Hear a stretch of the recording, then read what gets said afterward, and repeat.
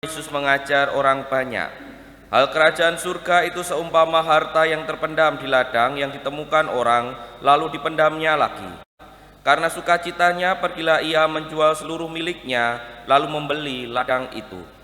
Demikian pula hal kerajaan surga itu seumpama seorang pedagang yang mencari mutiara yang indah. Setelah ditemukannya mutiara yang amat berharga, ia pun pergi menjual seluruh miliknya, lalu membeli mutiara itu. Demikianlah sabda Tuhan. Terpujilah Kristus. Pak Romo, Bruder, Suster, Bapak Ibu, dan saudara-saudari yang terkasih dalam Tuhan, dua perumpamaan singkat yang disampaikan dalam bacaan Injil tadi soal kerajaan surga itu mudah dipahami. Saya yakin Bapak Ibu, para Romo, Bruder, Suster cepat memahami perumpamaan ini bahwa kerajaan surga itu sesuatu yang sangat berharga bagi orang yang mencarinya, dan kemudian ketika sudah ketemu maka yang berharga itu sesuatu yang memang dicita-citakan, memang dicari, kemudian menjadi prioritas utama sehingga hal-hal lain lalu dijual. Kalau dalam bahasanya tadi dijual, tidak lagi dipedulikan, lalu akhirnya mencari yang diprioritaskan itu yaitu kerajaan surga, Allah yang meraja di hati manusia atau kerajaan Allah seperti itu. Memahaminya mudah, itu memahaminya memang begitu, tetapi melakukannya itu yang tidak mudah. Mengapa saya katakan melakukannya tidak mudah? Kita bisa belajar dari pengalaman Nabi Yeremia pada bacaan yang pertama. Dalam bacaan pertama tadi kita melihat dinamika Nabi Yeremia menjadi seorang nabi. Yeremia bisa mengatakan bahwa sabda Tuhan itu sungguh luar biasa, dan ketika Nabi Yeremia menemukan sabda Tuhan, dia menikmatinya, dia senang mendengarkan sabda Tuhan, tahu yang baik, bahwa ini baik sabda Tuhan ini yang mengantarnya kepada keselamatan. Tetapi dalam perjuangan menghayati sabda Tuhan itulah yang kemudian membuat Nabi Yeremia terus bergulat, karena faktanya menjalankan berbagai sabda Tuhan, melakukan apa yang baik dalam hidup kita sehari-hari, tidak lalu membuat hidup kita itu seolah-olah kayak jalan tol itu loh, lurus saja, tidak pernah geronjal-geronjal dan lain sebagainya.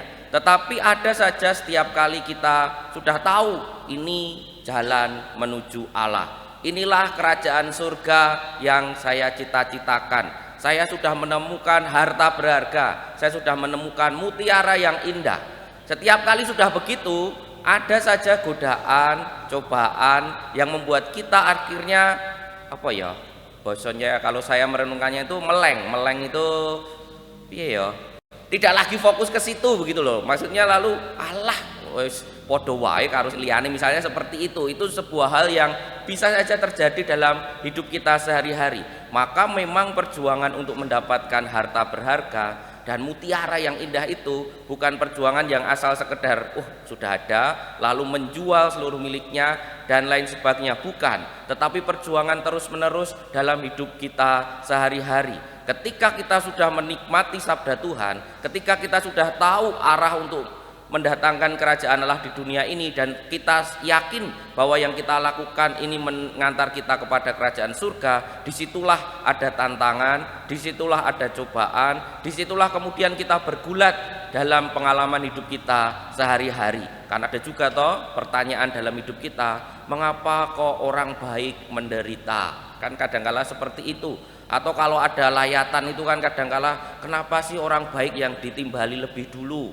Kenapa orang sing nyebahi sik gitu loh. Kadang-kala kan ada pengalaman-pengalaman yang seperti itu. Disitulah pengalaman kita sebagai manusia untuk bertahan, untuk terus fokus mencari mutiara yang indah dan harta yang hilang itu. Menemukannya mungkin tidak sulit, tetapi mendapatkannya itu perlu perjuangan, karena cobaan dan tantangan dalam hidup kita sehari-hari selalu ada untuk menjauhkan kita dari jalan Tuhan sendiri. Maka hari ini mari kita mohon kekuatan dari Tuhan, juga kita merenungkan sejauh mana kita mengupayakan untuk mendapatkan mutiara yang indah itu, mengupayakan untuk mendapatkan harta yang terpendam itu, sehingga nantinya kita bersama-sama bisa mendapatkan kerajaan surga. Kita hening sejenak, mohon kekuatan dari Tuhan.